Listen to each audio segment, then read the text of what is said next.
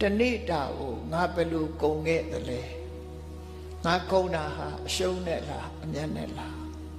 ဘဝကိုဖြတ်ကျော်နေတာအရှုံးနဲ့ဖြတ်ကျော်သလားအဲ့တော့ဘယ်ဟာကိုအရှုံးဘယ်ဟာကိုအမြတ်လို့ခေါ်မလဲလို့ဆိုတဲ့အခါမှာလူဘဝရလာတာဟာကုသိုလ်ကြောင့်ရလာကုသိုလ်ကောင်းမှုနဲ့အချိန်မကုန်ဘဲနဲ့အကုသိုလ်နဲ့အချိန်ကုန်နေဆိုရင်ကုသိုလ်ကြောင့်ရတဲ့ဘဝကိုအလကားအသုံးပြုဖြစ်လိုက်တဲ့အကုသိုလ်တွေနဲ့ဆိုရင်ဒါအရှုံးပေါ်သွားပြီလို့ဆိုလို့တနေ့ရင်ရှုံးတာမဟုတ်ဘူး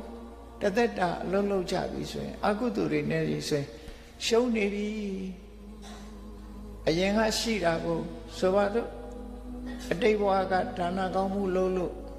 ဒီဘဝမှာချမ်းသာကြွယ်ဝတယ်ဒီဘဝကျတော့မိမိလျော့ရော့ဒါနကောင်းမှုတွေမလုပ်ဘူးရှိလာတဲ့ပစ္စည်းကိုသုံးလို့ဖြုံးလို့ပျော်လို့ပါလို့နေတယ်ဆိုလို့ရှိရင်အဲ့ဒီပုဂ္ဂိုလ်မျိုးကိုဝိသခာကျောင်းအမကြီးကခေါ်တဲ့အဟောင်းစားနေတာလို့ခေါ်တယ်အဟောင်းစားနေတာ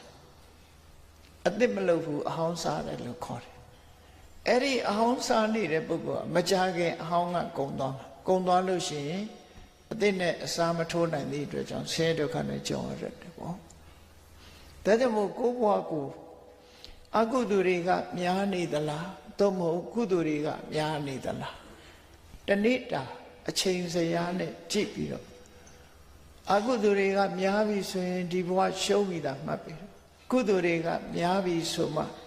အမြတ်ထွက်လိမ့်မယ်အေးကုသိုလ်တစ်ပိုင်းအကုသိုလ်တစ်ပိုင်းဆိုရင်တော့ဒီ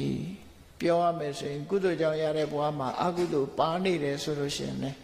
အမြတ်မရှိပဲနဲ့လုံးလုံးနေရတယ်လို့အထိပ္ပယ်ရောက်ပြန်တယ်